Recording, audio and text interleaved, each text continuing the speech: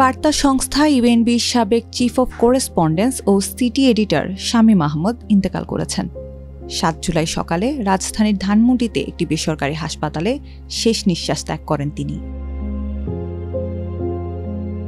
৬ জুলাই শারীরিক অবস্থার অবনতি হলে হাসপাতালে ভর্তি করা হয় শামীম আহমদকে। সেখানেই চিকিৎসাধীন অবস্থায় ৭ জুলাই সকালে তার মৃত্যু হয় বলে জানান কর্তব্যরত চিকিৎসকরা।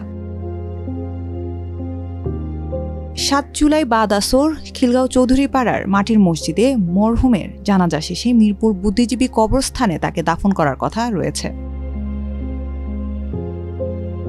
ওয়াশিংটনে বাংলাদেশের দূতাবাসে মিনিস্টার হিসেবে দায়িত্ব পালন করেন শামীম আহমদ। ঢাকা রিপোর্টার্স ইউনিটি ও কূটনৈতিক প্রতিবেদকদের সংগঠন ডিপ্লোম্যাটিক করেসপন্ডেন্স অ্যাসোসিয়েশন বাংলাদেশের সভাপতি ছিলেন তিনি। দীর্ঘদিন ধরে যুক্তরাষ্ট্রে বসবাস করে আসছিলেন শামীম আহমদ। সম্প্রতি দেশে আসেন তিনি।